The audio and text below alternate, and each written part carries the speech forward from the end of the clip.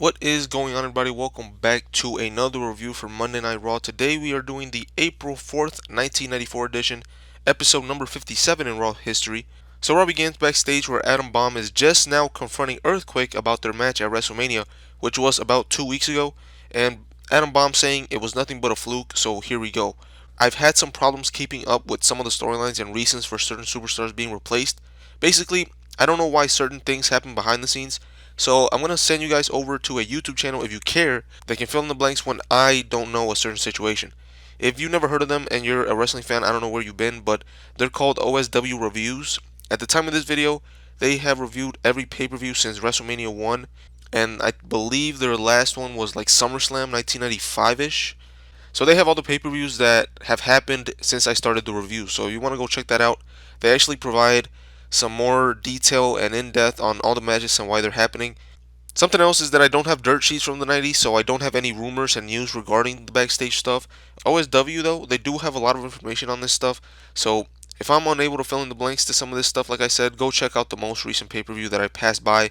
This one will be WrestleMania 10, and they'll be able to give you all the missing pieces.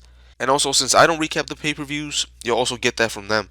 So, with that out of the way, Earthquake beats Adam Bomb again with a sitting splash on Raw. So it looks like Adam Bomb is out of here. It was a way longer match than at Mania, but still, after it looked like they were building him up for something bigger, he's done after losing here again. I can't believe they squashed him at WrestleMania either. They were doing all that just for Earthquake? Doesn't make any sense. And also because of the OSW reviews, I learned that Lube Borga is out of the WWF. So whenever the last time we saw him, that was the last time he's gonna be on TV.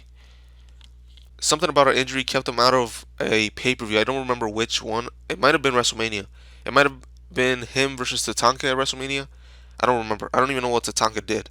Next up, we have Gorilla Monsoon in the ring to interview Mr. Perfect about what happened in the Luger and Yokozuna match where he was the referee. Of course, talking about why he DQ'd Luger.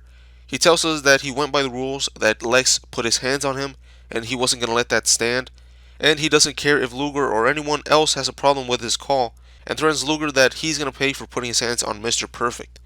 Vince says that the match is going to be a good one, so it looks like we're going to be getting this match soon. Again, I don't really know what happens here if this match does happen because I thought Mr. Perfect was done a couple months ago. This would be a good build to a match stemming from WrestleMania, what happened there, and then moving on to whenever they have the match. That would have been a good build. But because it's Lex Luger, I could really care less.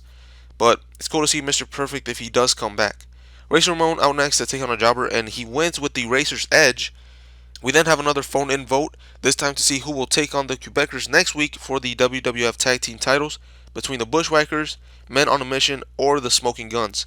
I thought they were supposed to face the Head Shrinkers because they accepted that challenge from Captain Lou Albano, but I don't know what happened with this match, so instead we're going to get this replacement for it next week. We then have a 10-man tag match that we were supposed to get at WrestleMania, but they were out of time, so we're going to see it for free on Raw. How lucky are we? I won't go through everyone's name here, but it's Team IRS versus Team 123 Kid. Fatu in there with Billy Gunn to start off, and Billy takes a nasty looking clothesline in the beginning of the match as the heels go to work on him. Later on, the Kid hangs out IRS by his tie over the ropes and a slingshot clothesline for a near fall. A pin after a crossbody gets broken up and they all start brawling. A missed move to the corner allows IRS to stack up the Kid and the heel team picks up the win. This wasn't a bad match for TV, but it just kind of ended out of nowhere, and there isn't really much that's going to matter because of it, so it was what it was. Then we get the first ever Heartbreak Hotel with Shawn Michaels. He shows us around the set, but then he brings up Razor Ramon. He throws out the challenge on behalf of Diesel for a match with Razor for the Intercontinental title. This man's charisma makes anything he does entertaining. I can see how in 1994 he would be a heel. I can see every man hating this guy. The way they portray Diesel here, when he turns on Shawn, it's going to be received well by the kids and the grown-ups. They're going to want to see this flamboyant guy get his ass kicked for sure. And the final thing on Raw is Yokozuna winning with the bonsai drop on a jobber for a win.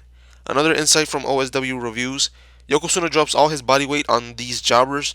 He doesn't do it for guys like Brett and Randy Savage, but he literally drops all his weight on the poor jobbers. What a scumbag. So that's going to be it for the show. Let's get to the awards. For the best moment, I had the Heartbreak Hotel with Shawn and Diesel challenging for the Intercontinental title. For the worst moment, the show ending with a jobber match.